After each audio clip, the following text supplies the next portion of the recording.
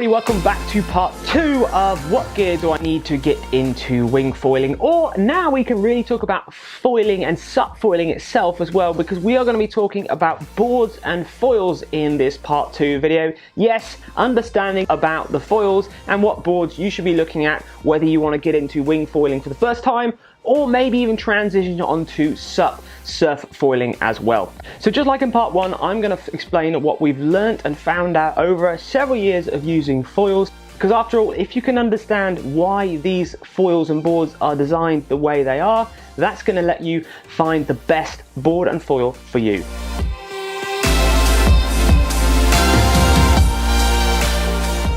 So we're going to break this video down into a few sections again. First off, we're going to spend a little bit of time talking about non-foiling boards. What boards, what type of boards should you be looking at to get on with a wing, not using a foil. Then we're going to move on to foiling boards, the shapes, designs, specifications, what you should be looking at, what boards are going to be easy to use.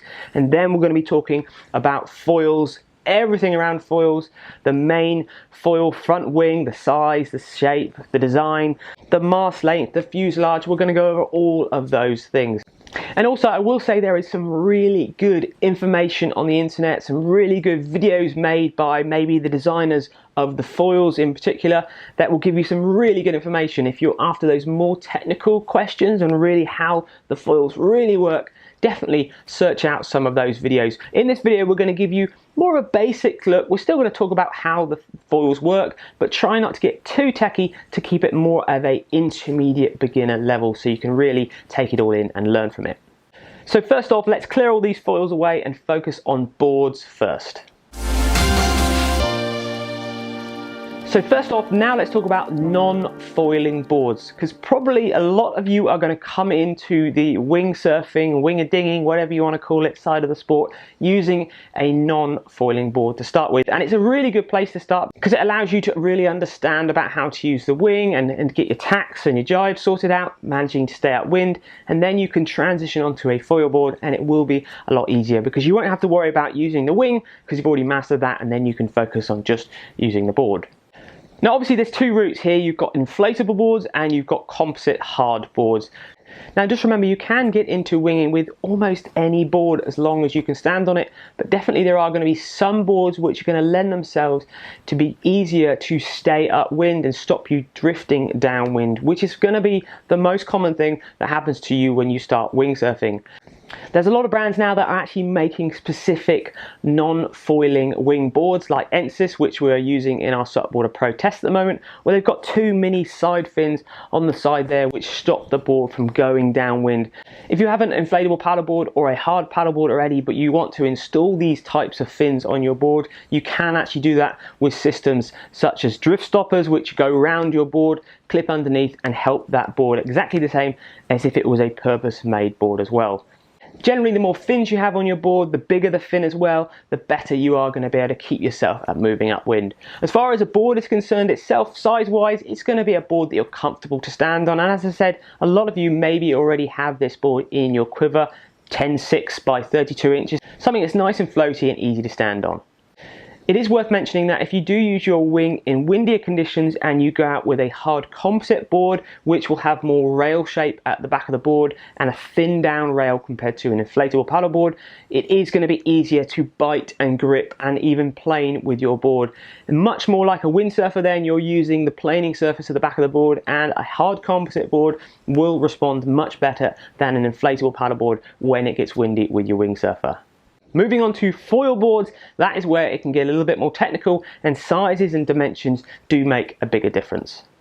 First thing you've got to decide is, do you want to go down an inflatable route, because there's a lot of inflatable boards out there, or do you want to go down a composite hardboard carbon glass fiber route? Now obviously having an inflatable board is much better to store. Surprisingly, stiffness isn't actually one of the main concerns when it comes to buying an inflatable foil board, because a lot of them are fairly short.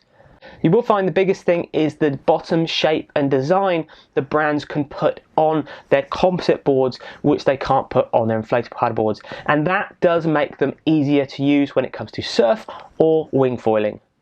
So now let's move on to foil boxes. You're going to have to decide on two types of foil box. You have a deep tuttle box, which was sort of common when foiling with SUPs and surfing came out very much in the early days. The windsurfing market has still got deep tuttle boxes with their foils, but now for most of us, probably 95% of brands have all gone down this double US box route, which you're probably familiar. It's under a lot of paddleboards, surfboards, but you've usually got one. Well, here they've placed two side by side. This is pretty much the norm now. Most brands are using this, and it's very easy setup to put on your board. Now if we move on to outline shapes, now you can relate this to inflatable paddleboards and composite boards still, because you still can change the outline shape of an inflatable paddleboard. Obviously a wider, thicker nose you're going to have, and a wider, thicker, squarer tail is going to give that board that much more stability. But it's going to draw back the performance sense, because you're going to have more weight or more volume up at the nose and at the tail of the board. Therefore, smaller boards are always going to perform better, but they're going to be harder to stand on. Wider, fatter boards are going to have a little bit less performance, but they're going to be much easier to stand on.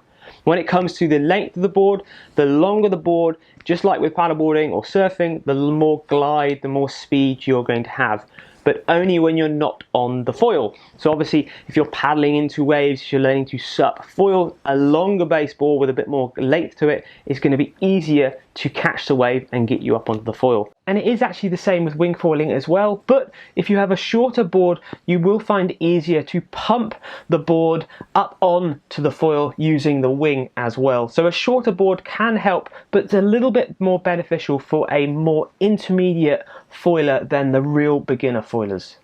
Generally, lengths of boards are sitting around 6'5". There are smaller base boards out there, and there definitely are some maybe longer base boards at 7 foot. The downside with going for a longer base board, when you're in the air flying on your foil, all of that board in front of your front foot is a complete waste unless you touch down and you need to pop yourself back up again. Length of the board is really not needed when you are foiling, and definitely when you get to the intermediate level and you're not breaching and going up and down on the foil all the time, the length of the board can be cut down drastically. When it comes to width, it's still fairly important. You can actually go for a wider board when you're up on the foil, and it won't make any difference at all to the riding characteristics of the board. But when you're not on the foil, having a wider board will slow you down to paddle on to surf or to get up onto your foil with your wing. There are lots of different board widths out there, but just bear in mind a wider board will give you more stability but be slower to paddle, and a narrow board will be faster to paddle or get up onto the foil but be less stable. Obviously, bring length and width together, you get volume, which is how much area is inside of the board. The more volume you have, the more float the board is going to have. If you're a heavier base rider, you are going to be looking at having a higher volume board. And if you are a lighter rider, you're going to be looking at a lower volume board. A big thing to talk about here is you see a lot of really cool videos of guys busting big airs and freestyle moves, and they're on tiny little, maybe 45-litre boards. Now that's a great side of the sport, and it's going to be getting smaller and smaller, no doubt. But if the wind drops, you are going to sink. You cannot get back in. You can't even paddle back in on your belly. Some of these boards are so small. So when it comes to buying a wing board for your foiling, a strong thing I would say is always look at a board that's floaty enough so if the wind drops, you can get yourself back in. My go-to board is a board like this Nash here. It's 95 litres. It's really easy to stand on for me at 75 kilos. That means I have 20 litres spare volume until the board sinks. So I can still get back upwind if the wind drops. If the wind goes altogether, I can deflate my wing. I can paddle back home with this, no problem at all. The other thing as well, because if you're buying a board for your winging, you might as well look at doing it for SUP, surf foiling as well, because then you can increase your water time by doing extra disciplines. So if you are getting into wingsurfing, definitely look at getting a board that you can SUP, surf foil as well. Really will increase your water time, and it will be even more value for money when you're getting into this sport. When it comes to board weights, it is a fairly important thing to think about, especially if you're looking at those longer base boards that maybe you want to get into SUP surfing. If you have a 7-foot board and your board weighs 10 kilos, that's a lot of weight that's going to be hanging out the front of your front foot that you're going to have to counteract and balance with your foil. Therefore, if you have a lighter base board, you're going to have less weight out the nose, and it's going to make it easier for you to ride and trim your weight forward and back with your front and back leg. Now let's talk bottom shape. So what does all this bottom shape do and why is it important? Well, when you start to wing surf or foil surf, whatever you're doing, you're going to be basically doing a bit of yo-yoing up and down, a bit of breaching. You're going to be basically riding up onto the foil and coming back down, riding up onto the foil and coming back down. And that's just because you haven't felt the feeling of flying before, and it's going to take you a while to get used to it. So all the boards are designed to set up to help you get onto the foil as easy as possible. And also when you come back down and you hit or contact the water again, the boards don't catch and stick or pull you back down and knock you off your board. So they try and keep the flow of the board up around the shoulders as smooth as possible so you don't catch. So for that reason, that's why they have a small amount of rocker up at the nose so you don't nosedive, but there's big bevel rails on all of these boards. There's big bevel rails where they come in, and as the board touches down, it doesn't catch and the water doesn't wrap around the top of the nose of the board or the side of the board, because that would in effect grab you and pull you back down from the water, and it would stop you dead as you would move that back down onto the water as well. So they have much wider, thicker boards in general with much more beveled, rounded, voluminous rails up at the front, and they generally carry on back through the midsection of the board as well, because you might touch down more in the middle part of the board, and again, you don't want that water wrapping around that board and pulling you down. And that's the difference between if you got your old surfing SUP and you've got a local shaper to put some fin boxes in it, put some 2 US fin boxes in it and put your foil on it. That's the big difference. When you come down on those base boards, they're going to be thinner in the rails, and as you hit down on the water's going to wrap around the rails and you're going to stop pretty quick, and you're not going to be able to regain and keep your speed and pop back onto the foil nice and easily. Definitely we've noticed that in the last year and a half, 2 years or 3 years since we started SUP foiling. The big development has been around the board shapes themselves and how much smoother they are when you come down off of your foil. Lots of board brands have got channels, maybe like this one down the center. Some have got deeper channels down the sides. The channels are there for a few reasons. One, if you're still talking about coming back down on the foil and hitting on the water, they give you a bit of grip to keep the board going straight, because you don't want the foil board to land and then start going sideways a little bit, because then obviously you're going to have more chance of falling off. So they keep the board going straight. Also, when you're paddling in, maybe catching a wave or getting up with your wing for the first time, they will generate water towards the back, forcing it a little bit in the center, giving a bit of lift, and obviously giving you that more straight line tracking as well. So they're there to give you forward stability and to give you a little bit more lift when you're not on the foil yet. But really the first thing we noticed when we got into SUP foiling especially is the back of the boards were really important, how they made a difference to how early you could get up onto the foil. With wings foiling, it's a little bit less important because you generally can just ride up onto the foil and you've got the power of the wing to help you. But if you're trying to get up in lighter winds, the back of the board and where the foil box are placed is really important to getting the most out of your board, and definitely a light wind session. So by them cutting off the back of the board, but all of the boards having cut off tails with less volume, it means that when you push the board back in the water, the tail can sink and you can initiate the foil more, and you can bring that foil out of the water earlier. If you had more volume back here, a more flatter area behind the foil fin boxes, as you push down on the back of the board will want to push you back up and not engage your foil. A quick note on the US box placement of where they put it on the board and how big they are. Most brands are settling around 10-inch US box placement from front to back. JP Australia, I think they still do have longer US box placements in their board. I personally think longer placements, longer boxes are actually really good because it gives you more area to move your foil around. But I suppose if you're getting into SUP foiling or wing surfing, you might not know exactly where you want to put your foil, so having a smaller base box will narrow down where you do that. The box itself, just as you know, the further forward you put your foil, the more lift or the earlier lighter wind you're going to get up in, and the further back you put your foil, the more control you're going to have, and the better it's going to be when it gets windier if you're wing foiling or if you're surfing in bigger waves. So forward, more lift, back, less lift. That's just a quick summary on that.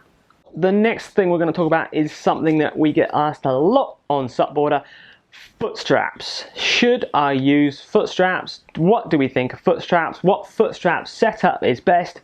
where do you start? Now, it can be a bit of a minefield, and definitely if you haven't come from a sport where you've used foot straps before, like windsurfing, kite surfing, foot straps can seem quite scary to a lot of people. Now, we've sent a lot of people out with foot straps when they've learned to wing foil, and without foot straps when we've learned to wing foil. So we've done a little experiment with people.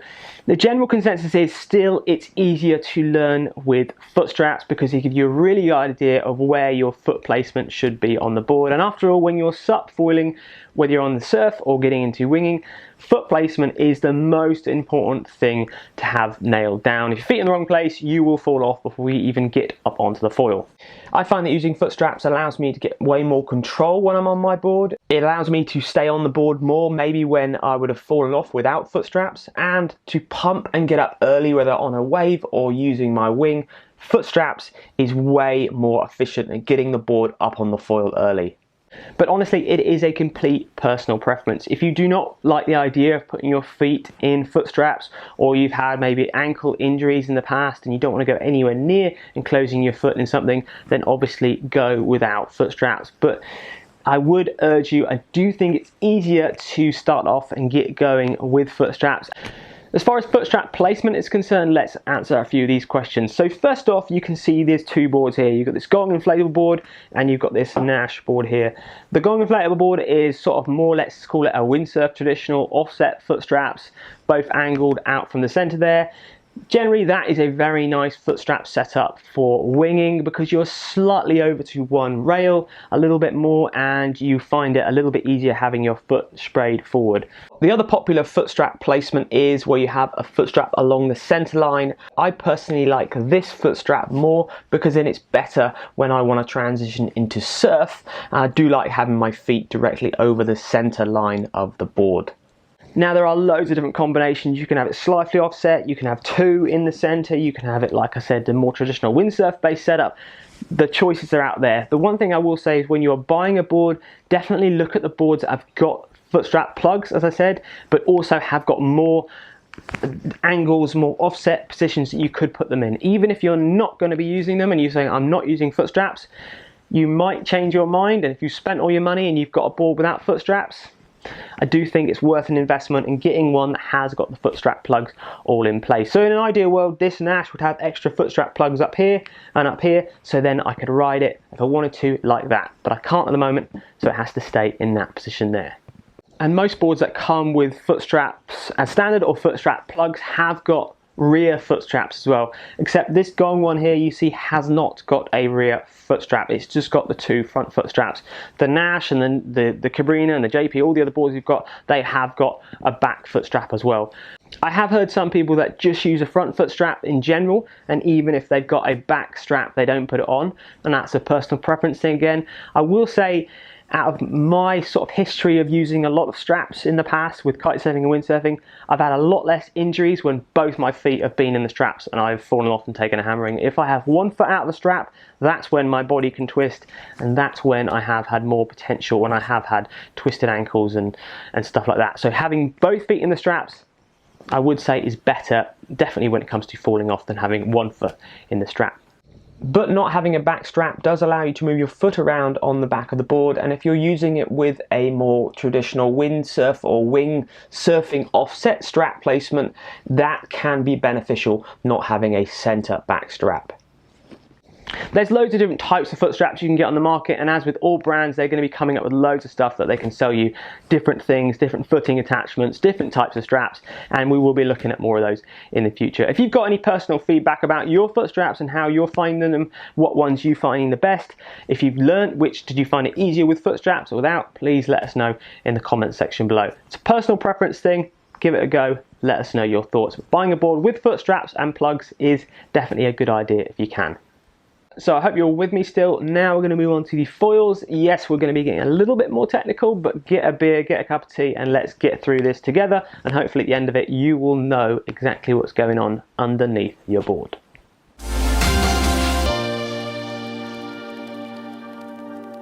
Foils, what is it all about? What's going on? Where do we start? Okay, the first thing I will say is I will use the word wing quite a bit, and I don't mean wingy dingy thingy jellyfish thing you hold on to. I mean wing, as in the front wing of your foil. A lot of people, you'll see a lot of videos on the internet, they'll be talking about foil wings, and they actually mean this part of the wing as opposed to that part of the wings. I know, a little bit confusing. So the first thing we're going to talk about is the sizes of your front wing, because that really makes a difference to how early you get up on the foil and how fast you go on the foil as well. If you want a bigger front wing, the more area you have, let's move this one out of the way. The more area you have on a wing, this part of the wing, remember, the earlier you're going to get up. Therefore, if you're a bigger person, if you weigh more, or if you want to get up in lighter winds or on smaller waves, you are going to need a bigger front wing. This is my sort of standard go-to wing for a bit of all-round easy going. It's an 1800 square centimeter area front wing. Most wings are measured in wingspan, you can get the depth and all that sort of stuff, but the real measurement I think you should be focusing on is the overall area. So if you hear the numbers 1800, 1500, 1100, 1000, they're all really talking around the area of the wing. I will warn you, when you get into foiling and you watch videos and you read reviews and stuff, you will be reading and hearing a lot of numbers, and it can get a little bit confusing, especially if they end up saying them really quickly. So I apologize if I do that myself. So this is an 1800 square centimeter area front wing. This will get me up in light winds with my wing foil. As I said in another video, some people didn't believe me, but if I work this, I can get up at 9 knots with a 4-meter wing, and I'm 75 kilos. If you are a heavier person and you are looking to get up in the same sort of winds, you're obviously going to need a bigger wing, like I said in the last video, maybe a 6-meter, and you want to increase your front wing of the foil to around a 2000, maybe 2100, which is more surface area, and it's going to give you more lift. The basic principle how a hydrofoil works, now there are some really good technical videos online, and there's a few arguments about how it exactly works, but basically this is an airplane wing underwater. It's exactly the same. You're traveling along, the water hits the bottom of the foil and it increases and makes lift and pushes you upwards. There are some very good technical explanations that people can argue about how exactly it does it, but that's basically how it is. It's a wing underwater. The bigger it is, the more lift you get. So what's the downside to having a bigger front wing? Why should anybody ever have a smaller front wing? After all, what's wrong with getting up on the foil nice and early? Well, the downside to having a big front wing is it's not going to be as fast when it gets windy or you're catching bigger waves. So therefore, you're going to find that there's going to be a bit of a lower top end speed.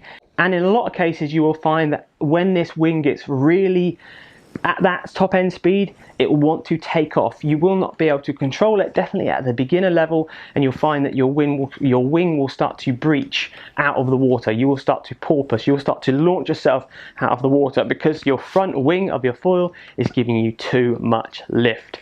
Now, if that's happening, the easiest thing to do is to decrease the size of your front wing to give you less lift. So just to give you a rough rundown of areas of wings to size of riders, I would say riders from 85 kilos to 105 kilos should be looking at the 2000 square centimeter, maybe a bit more plus wings for their winging in lighter winds. And if they want to get going in a little bit windier conditions and not worried about getting up in those lighter winds, maybe more the 1800 like this wing here.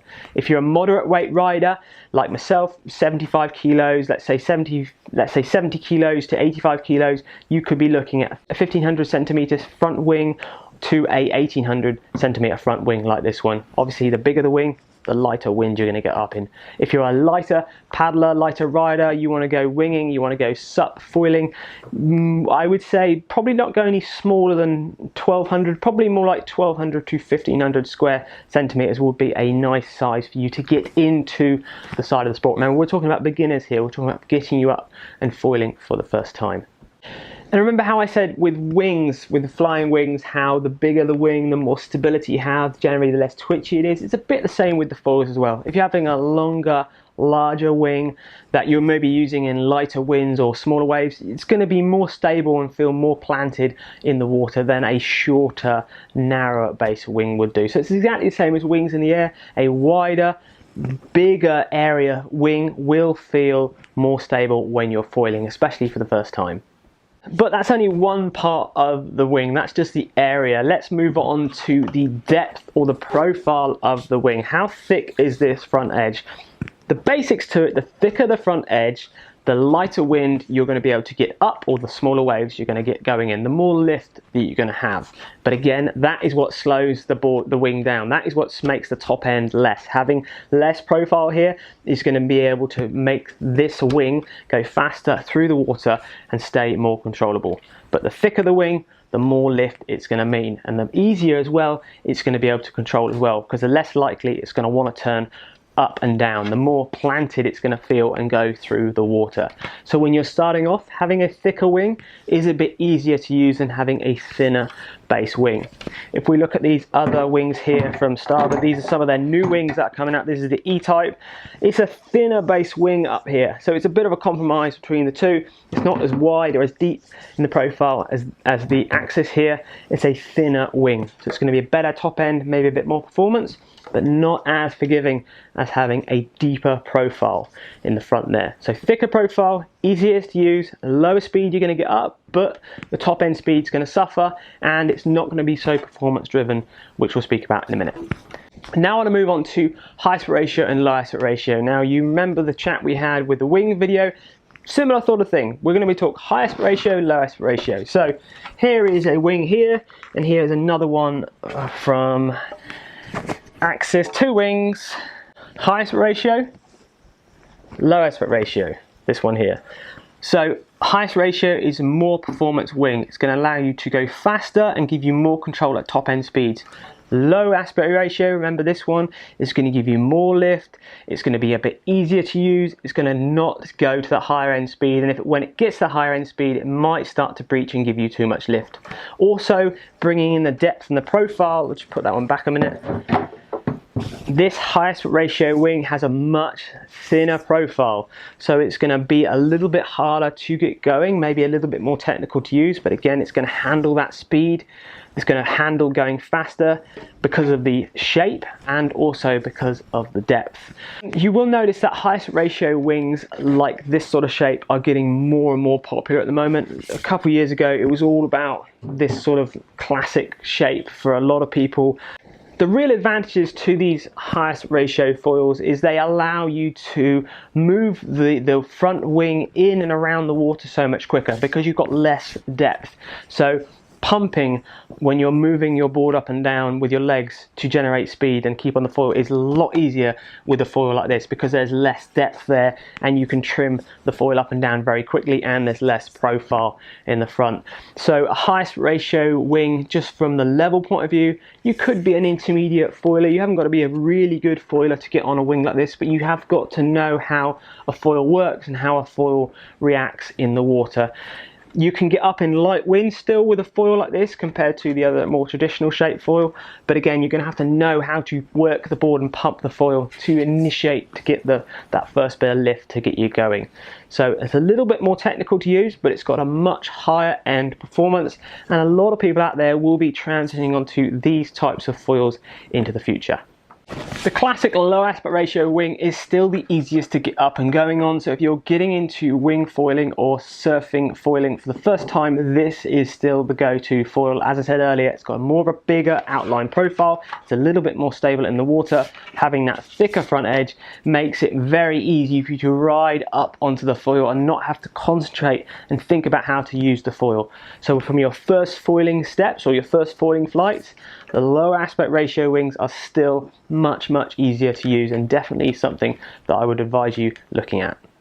So we've covered the overall area, the size of the wing, we've covered the depth of the profile, how deep it is, and we've also covered if it's a high aspect ratio or a low aspect ratio front foiling wing. Now, what about the curve of the wing? What about when you're looking at it like this, what is all going on with all this curving section here? Because this wing is curved and this wing is pretty much flat. There isn't much curve going on there at all. As I said, they're both about the same sort of width, but they do feel very different in the water.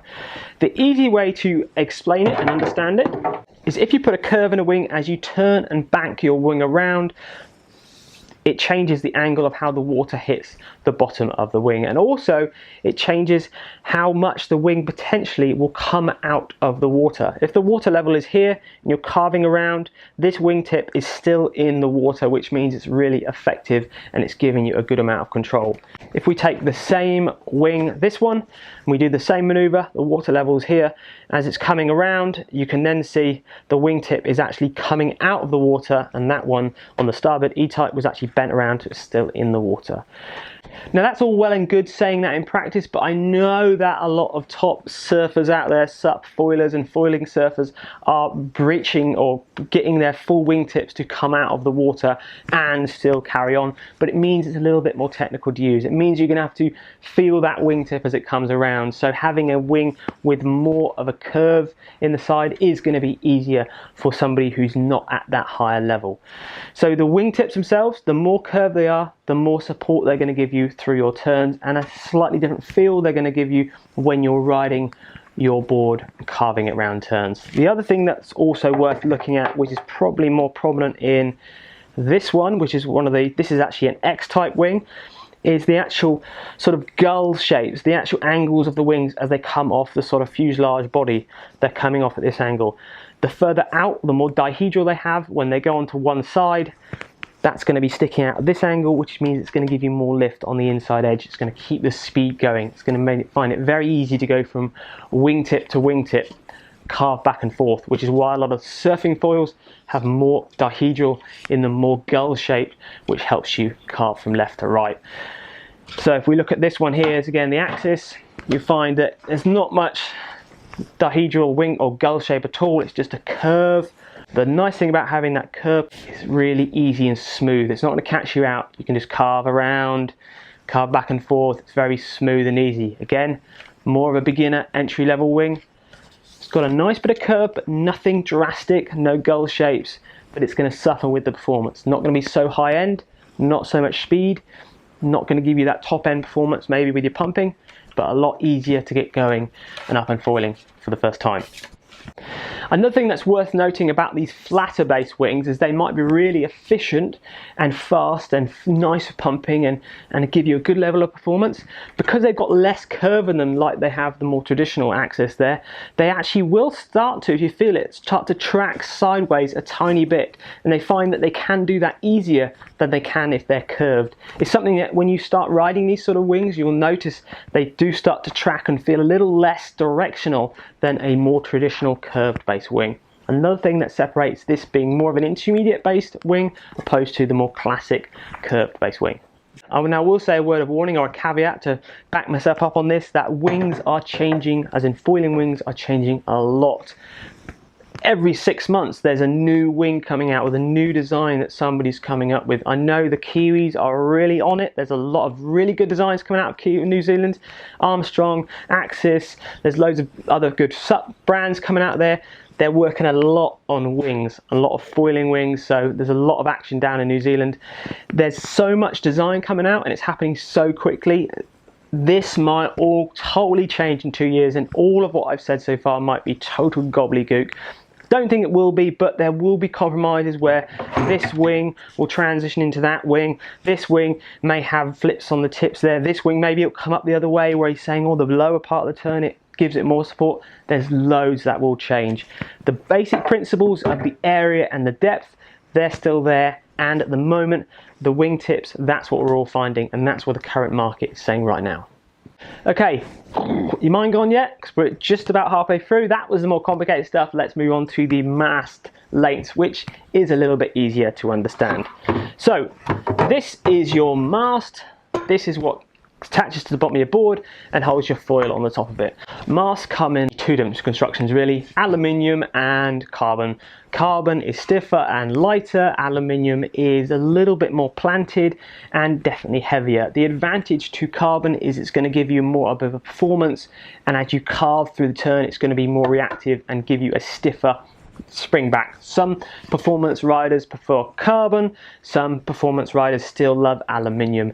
The disadvantage to carbon is sometimes the foils themselves with the carbon fuselages can be so light that the foils actually float up sideways on your board. So you put your board in the water and it will float like this, opposed to an aluminium mast which will sink down and obviously put your board flat. Now when you're getting into wing foiling and surfing prone foiling, that's a real pain if your board is floating up on the side all the time. It's hard to get on. Also, it presents more of a risk of you hitting the foil because it's not buried in the water.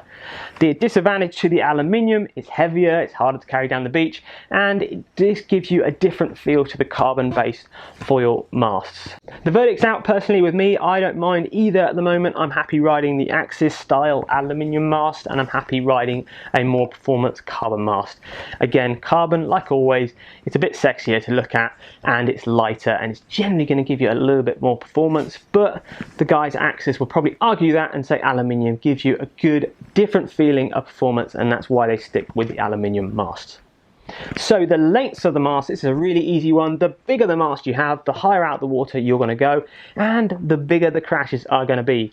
When you start off with, it's always actually better starting off with a slightly shorter mast, because then when you do come out of the water and breach, as you land back down on your board, you can have less height and there's going to be more chance you're going to stay on your board and keep riding through that breach. If you have a bigger mast and you have to go all the way up through that 85 centimeters of mast and then you crash back down, you're going to have more force and you're going to land harder, and chances are you're going to fall off, which is more time in the water. Mast lengths are available from 35 centimeters all the way up to just over 100 centimeters. A really popular sizes when you're starting off are probably 65 to 70 centimeters, and probably when you're a little bit more advanced, probably around the 80 centimeters is a good thing to look at. The advantage of using a longer base mast is that if you're using it in choppier waters or open seas, the further down in the water your foil is going to be, so the less chance of you breaching. Obviously a smaller mast, as you go over chop or swell, you're going to have to ride up and over and control that chop and swell by riding the foil in the middle of the mast. It's a little bit more technical to use, but then obviously if you do breach with this bigger foil, you've got further to come down anyway.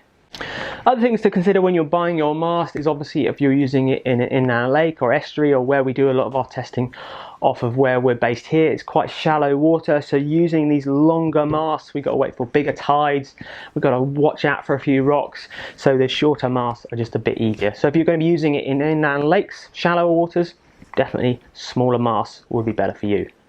So another part of the foil that's worth talking about is the fuselage length. So the fuselage is this section here that connects the front wing to the back wing, or tail stabilizer as some people call it. The longer this fuselage is, the more stable the foil is going to be in the water. The slower the turns are going to be, the slower it's going to be to react and pump, but the smoother and easier it's going to be to start off with. Therefore, if you're learning, you generally would want a longer base fuselage. And also something that we'll touch on, I'm not going to go into loads of detail about it, is the back tail wing or stabilizer. Just like the front wings, you get them in different shapes and sizes, and again, they roughly do the same thing. The bigger the tail, the more lift you will have as well, but you can also change the angle of the tail piece to change the amount of lift you get, and you get lots of different tail shapes, just like the front wing, where some go down, some are flat, some tips go up, like on the Axis here. There's loads of different things to think about. Personally, when you start off, I would not start worrying about the tail shape so much. It can get a little bit confusing. It's definitely something that I don't think you should start changing yet. Just focus really, if you're talking about the foil, at the front wing, the sizes and shape. The tail wing, yes, it makes a difference, but it's going to be a marginal difference definitely when you first start off. So now I'm going to give you two examples of people and what sort of gear, boards and foils they should be looking at. First off, let's talk about a 100 kilo person that's using it with a 5-6 meter wing in a lake. Let's say it's more of a shallow water lake. They're not interested in getting into in the surf or in open seas at all. What sort of board and foil should they be looking at? Well, they can already look at a shorter base board, something around 5, 7, 6 foot in length, because they're not interested in paddling into surf and getting up onto their foil. They're still going to want a wide, voluminous board. They're 100 kilos, so maybe 150 litres is going to be packed with volume, something that's nice and stable to stand on, something that's got a bit of width to it.